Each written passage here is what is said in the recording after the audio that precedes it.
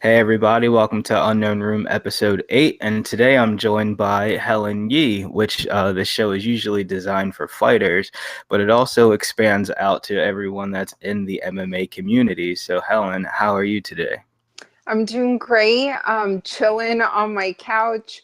Have some interviews to do a bit later, but in the meantime, just drinking coffee, waking up, and life is good. It's sunny outside. And how does it feel for you being on, the other end of the microphone where you're not asking the questions, you're being interviewed? It's a different feeling. I'm kind of nervous, not sure what's going to come my way. Definitely not used to it, but we'll see how today goes. And thank you for All right, thinking of me. So. of course, of course. So to start off, I want to know what inspired you to pursue journalism. I know as a kid you were a swimmer. I know swimming was your goal. But what got you into the journalism? That's a great question. Like you said, I was a swimmer growing up for about 10 years, like my entire childhood. And what's crazy is I used to be interviewed by reporters for my swimming. And so I remember sometimes when someone would interview me, I'd be like, wait, like they don't understand the sport, or they're asking me like the wrong question. And I told myself one day, if I ever did it, I would never, ask that question, or I would make sure that I study very hard. And I'll be honest, I never knew I was going to become a reporter. I always thought I was going to turn pro in swimming and make it to the Olympics. My former teammate, he made it to the 2016 Olympics, won gold on Michael Phelps' relay team. He won a bronze medal himself. I'm very proud of him. And a lot of my colleagues growing up who I used to race against, they all turned pro, went to a great college, and um, went to the national team or the Olympics. So I always thought, I was going to be on that route. I loved being an athlete, loved competing. Probably my favorite thing to do. I'm super competitive. But that ended abruptly when I was 14 years old. I almost made or I was close to making like the Olympic trial cut. And I just remember that, well, some personal things went on with my family. Swimming, like combat sports, like MMA, it's year round. We don't have an off season, maybe 2 weeks in the winter for a winter break, but we never took the full 2 weeks. So that was new for me to swim high school. 3 months out of the year. And then my junior year, I got really sick with pneumonia, wanted to win state so bad. And the doctors begged me, like, don't swim. It's not going to be pretty. I told the doctor, I was like, no, just let me win first. I don't care if I pass out or get hospitalized after, but I need to win. Like, that was my mentality. I didn't care how sick I was. I needed to go in there and win. So that year I won state in both my events as a junior. Wow. And then I like broke the team record. I was getting scholarships when I was like 10, 11 years old. And I still have some of those old letters.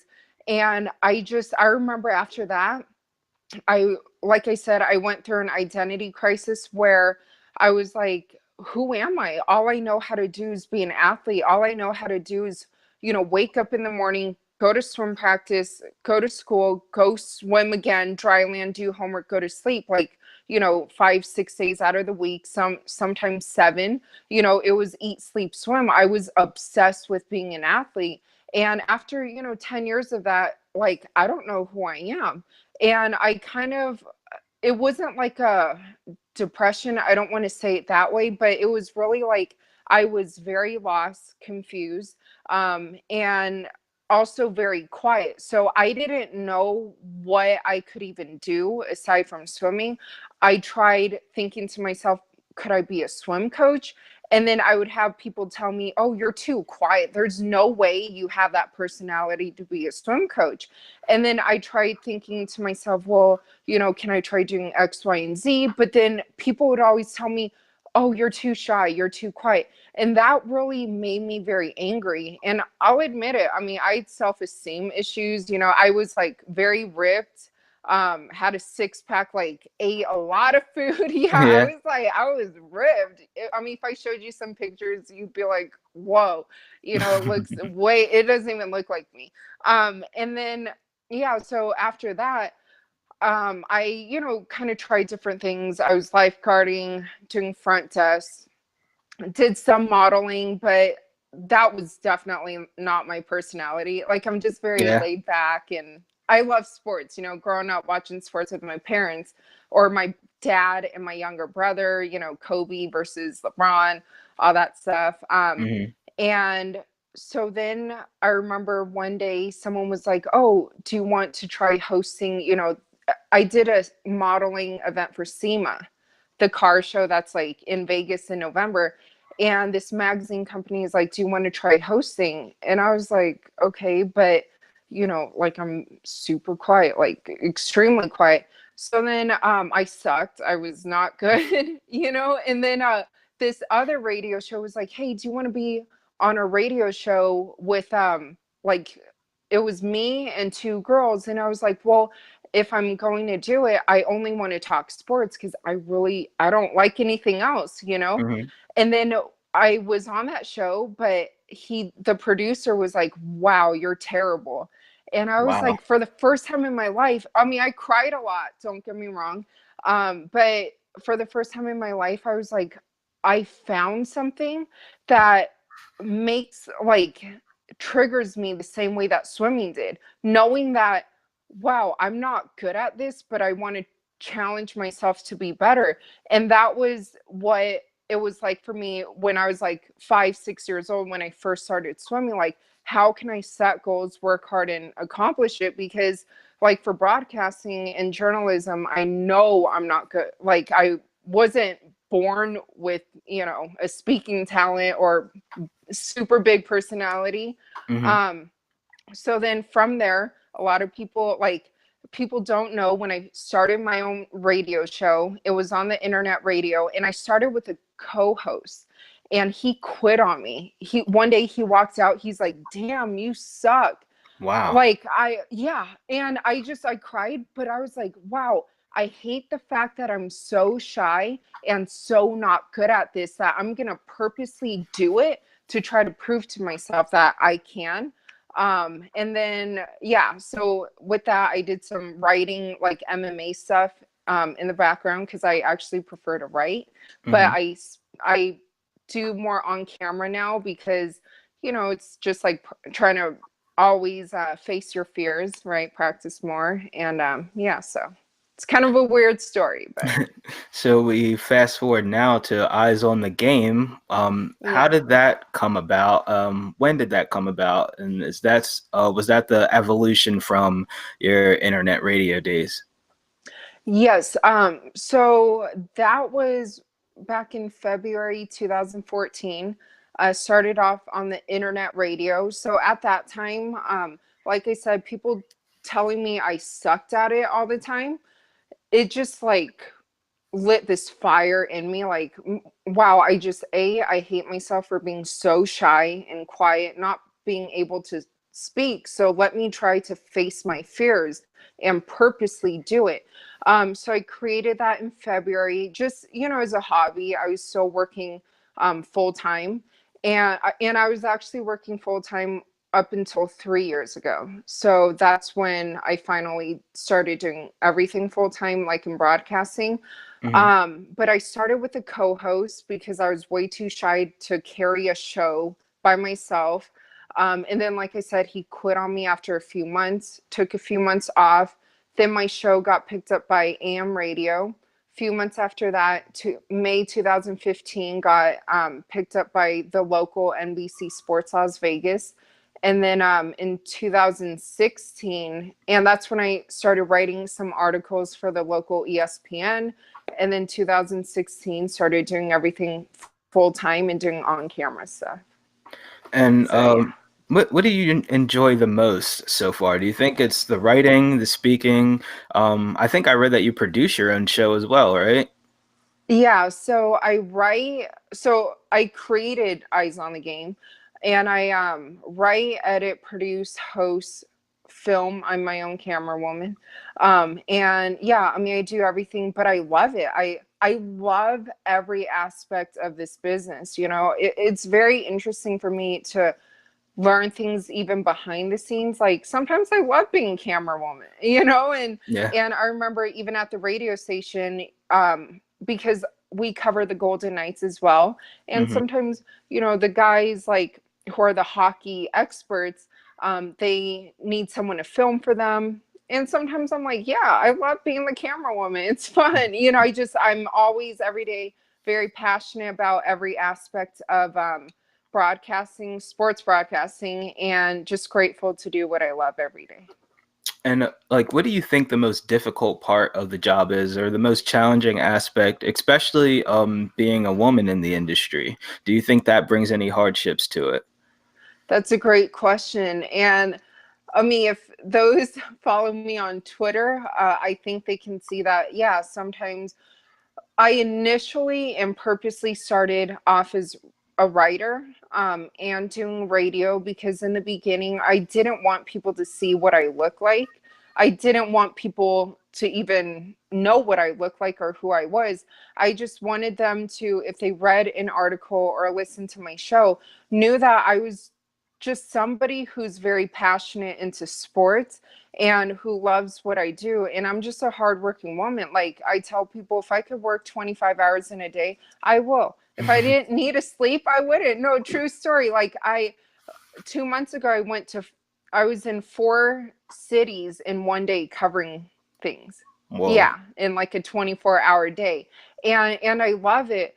But yeah, sometimes, and having been an athlete, and like I told you, like if you saw what I used to look like, people would be like, whoa, but I've been on that side, and now being on this side, it's very interesting just to observe how people treat you in general.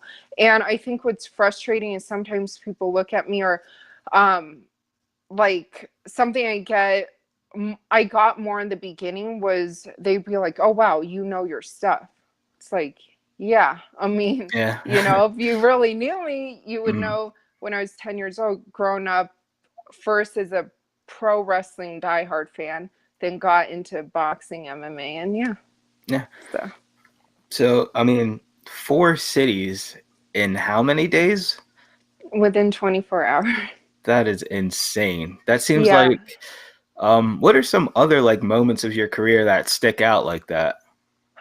Well, I mean, something that helped shape me. Well, right now that when I went to LA for a boxing thing, did interviews, and then Oakland did interviews, then to Florida, and I did like was it 6 or 7 UFC interviews, and then flew literally like went to the airport directly, and then got off the plane and covered the Golden Knights game back here in Vegas.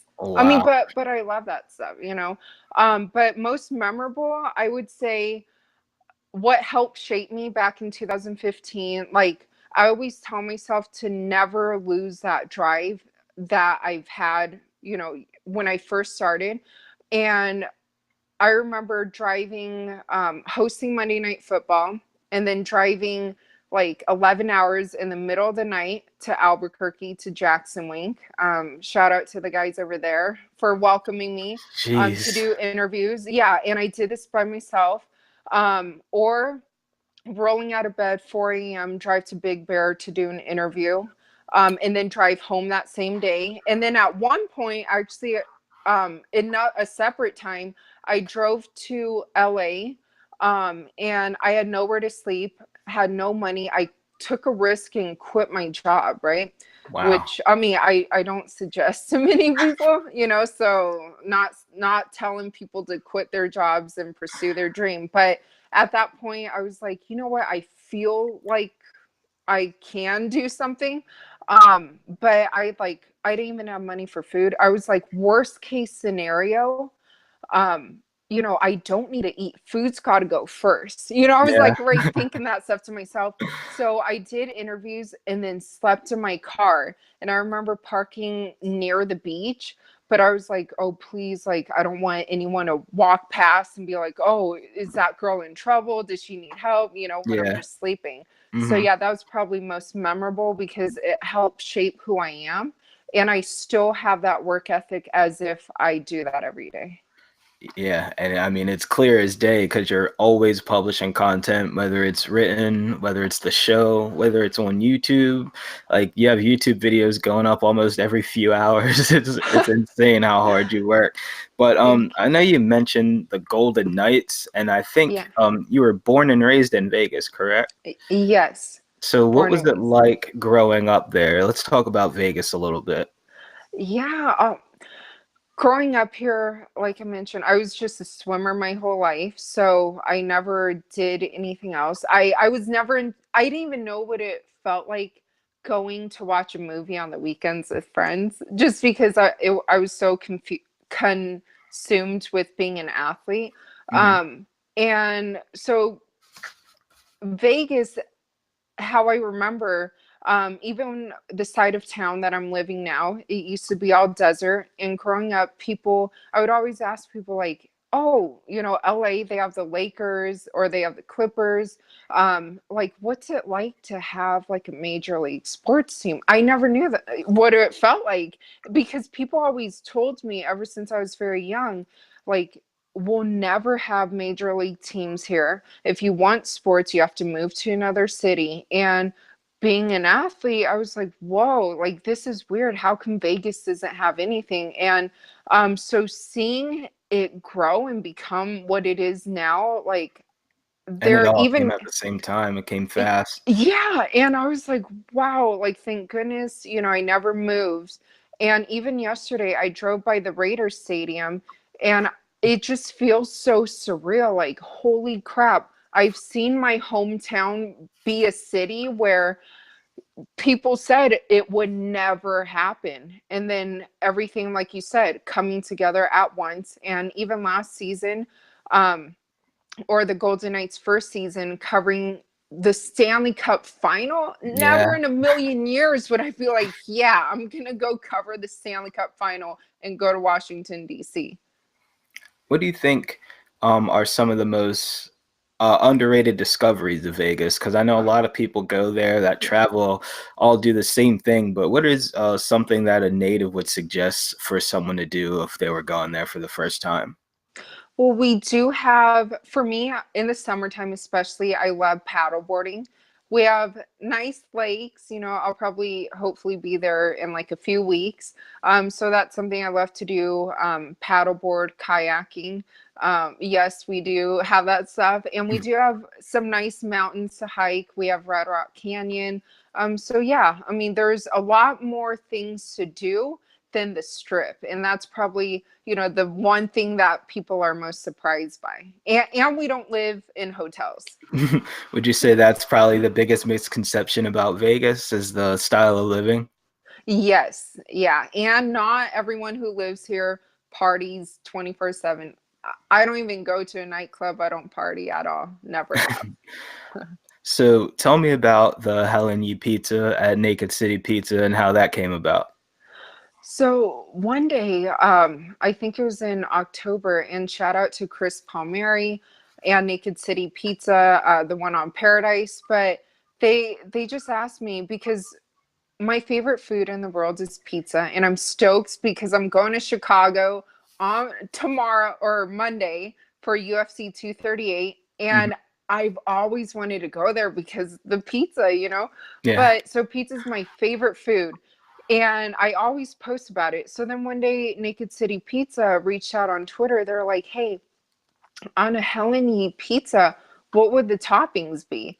And I was like, no way. Like, okay, this is freaking awesome. So then I also love French fries. Like, I'm a French fry pizza addict and chicken wings. But now, like, I used to eat so much. I used to break out. I'm like, okay, got to cut back on the wings, but I still love them. Super spicy. Mhm. Um, Yeah, so I was like, "Ooh, maybe, I love me some bacon, I love sausage, pepperoni." And I was like, "What if I put some French fries on it?" I mean, I may get, some criticism for it, but it's if I were to make my perfect pizza, I would have some fries on it, right? Two for one. You peel the fries off, right? It's like two meals in one. So then they made it. I tried it, and it's been freaking awesome. It sounds, it tastes much better than it sounds for those who may think like pizza on fries. Yes, it's true. Just think outside the box for once. It tastes good. Yeah. Yeah, it actually looks good. I think I want to try it. I gotta go there perhaps and I maybe know. I'm try it like, myself. maybe I could have asked Naked City Pizza how they could ship you one. Yeah, I that would don't know be. how that would work, but I I'm mean, sure they 3 hours could figure it out. Yeah. in the mail. Yeah. Yeah, but if you're ever in Vegas, yeah, we'll go get a pizza. All right. Helen Yee pizza. That sounds perfect. What are some of the other things that you enjoy doing away from work? I love playing golf. I'm not good at it. I suck. Don't ever ask me my score. Um, and I love paddleboarding. I love spending time with my parents. They're some of my best friends. Um, I love hang out with my boyfriend. I'm very quiet and laid back. But I love like outdoor activities, hiking, but just even going to the beach, driving to LA. But that's whenever I get a day off. But my thing is, I hate taking a day off. Like, I feel guilty. So I try to at least do some work every day. And as far as work goes, heading forward, what are some of the goals you have set in the future in the industry? Something that maybe you want to be remembered for, or just something that you've always wanted to accomplish in this industry? That's a great question. Well, I'm someone that, and I've always kind of been this way. I don't really like saying my goals out loud. I know some people do, but I mean, of course, like if I were to say something out loud, so many little goals that help me reach a bigger goal Hmm. that I write down every year. And actually, that's part of the motivation I have for why I'm like nonstop this year, because I wrote down a lot of goals last year and I accomplished none of them. And maybe I set the bar kind of high for myself, but I like broke down in tears during New Year's Eve and I was like, what the hell? Like, this is the worst feeling when you work so hard and you're not accomplishing your own goals. So, just hopefully being able to cross them off the list and grow as a reporter every day, overcome my shyness. And in the future, I would love to help others, whether it's overcoming a fear. And I also want to start my own foundation to help kids pursue their dreams in athletics. And speaking of others pursuing their dreams, you're kind of a staple in the industry right now as when it comes to sports and broadcasting, especially in the MMA. But are there any young journalists on the rise who you see maybe working their way up, or anyone whose work that you currently enjoy right now? I'm looking at them. Yeah, no, you're doing great work, Um, and yeah, I mean, I know there's so many like great young journalists out there. Um, I'm just sometimes I feel like I'm kind of, just thinking about, okay, trying to study, edit something, but I know there's a lot of great ones. I mean, if you name some names, I'll probably like respond. But yeah, I mean, like yourself, you do great work. So I appreciate that. I wasn't expecting that one. And one last question before we get out of here is something that I've always wanted to ask you. I don't know if you've ever seen it on Twitter, but I used to tweet the same question to you over and over. no way. Yes. Well, Ever since I seen your interview with Roxanne Matafari, you guys spoke about Mortal Kombat, and you told her that you like to use Cabal when you play. hell yeah. Do you still play Mortal Kombat? And is that still the character you choose? I wish I could show Mortal Kombat X. Well, so I have an Xbox. Dude, I love Cabal, and I do want to say, well, first off, I'm so sorry that if I didn't tweet you back, and if those who are watching have tweeted me and I don't tweet back, sometimes like I look at something and then like, or someone's calling, or I have to go run to an interview, and then I'm like, oh crap, but yeah, so I freaking Mortal Kombat. I was contemplating that or Stone Cold Steve Austin's ringtone as my ringtone. I chose Stone Cold Steve Austin, best ringtone ever. Have you ever heard it go off in a nail salon? That's what happened the other day. It was so funny. Yeah, so growing up, it was always Cabal. For Halloween, I'd be Melina, and when I did some like, cosplay stuff. And I still listen to their theme song, but I haven't played in a while just because, I've been working. But I've always, I don't know, like who my favorite character right now, probably Scorpion. Yeah. So Scorpion over. I'm thinking I'm gonna come out to Vegas. We're gonna eat the Helen Yee pizza, and then we're gonna play the new Mortal Kombat game and Hell yeah. film it so everyone can watch. Yeah, I mean, they can see how bad I am. Are you good at it? I don't know. I mean, I don't want to give it away. Maybe I am. Maybe I'm not. Wait, who's your character though? I like to use Kung Lao. I like the hat. I like to throw the hat. No, he's cool, but when I played versus the back in the day, right? On the computer, and it was like the story mode, you have to beat all of them. Yeah. I could never do well with Kung Lao. I always died quick. So he's I a was tricky like, guy.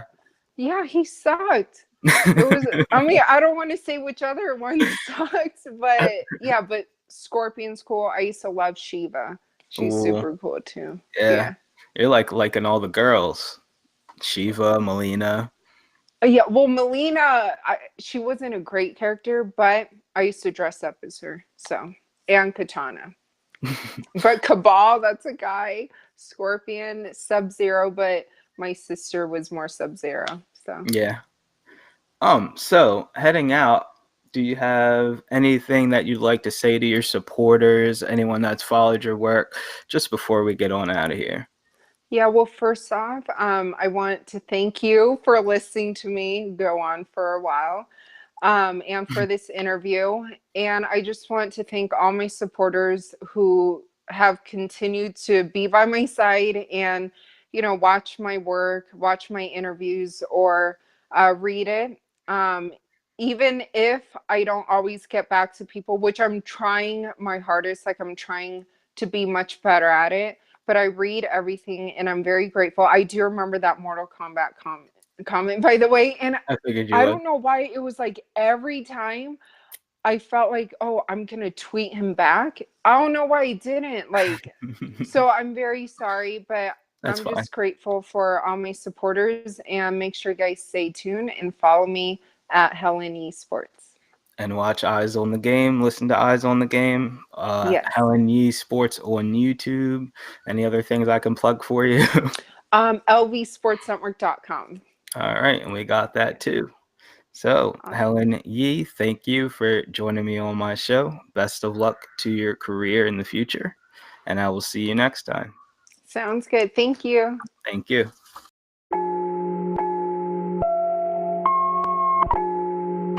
I'm not surprised, motherfuckers. Shocked if this fight went the distance. Unknown MMA. Everything you don't know about MMA.